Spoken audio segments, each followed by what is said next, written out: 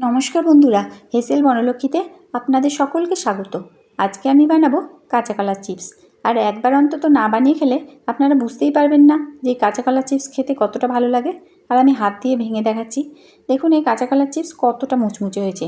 বাচ্চারা তো পেলে খুবই খুশি হয়ে যাবে, বড়দেরও দেখবেন এই কাঁচা কলার চিপস খেতে খুব ভালো লাগবে।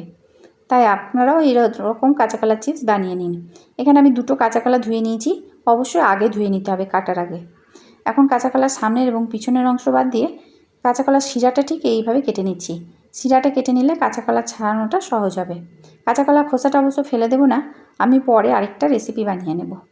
কাঁচা কলাটা ছুরি দিয়ে এখন একটু ফাঁক করে নিতে হবে খোসাটা, আর একটু ফাঁক করে নিলে ছাড়ানোটা সহজ হবে, না হলে হাতে লেগে যেতে পারে।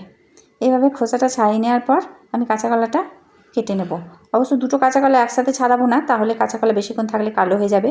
একটা কাঁচা কলা ছাড়িয়ে আমি এরকম মেশিনে পাতলা পাতলা করে কেটে নিচ্ছি। আর পুরো কাঁচা কলাটা কাটবো না, অর্ধেকটা কাটবো, কারণ একসাথে যদি গোটা কাঁচা কলাটা কেটে নেওয়া হয় তাহলে একটার সাথে একটা লেগে যেতে পারে। অর্ধেকটা কেটে নেওয়ার পর এটা আমি তেলে ছেড়ে দিচ্ছি। আর তেলটা আমি আগেই গরম করতে দিয়েছিলাম কাঁচা কলা ছাড়ানোর সময়। বেশিক্ষণ পড়ে থাকলে কাঁচা কলা কালো হয়ে যায়, তাই তেলটা আগে গরম করে নিতে হবে। এখন কাঁচা কলার মধ্যে লবণটা জলে গুলে দিচ্ছি। এখানে হলুদ দিইনি, একাদশীর জন্য বানাচ্ছি বলে আপনারা একটু হলুদ দিয়ে নিতে পারেন। এই লবণ জল কাঁচা কলার উপর দিলে কিন্তু তেল ছিটে গায়ে আসবে না।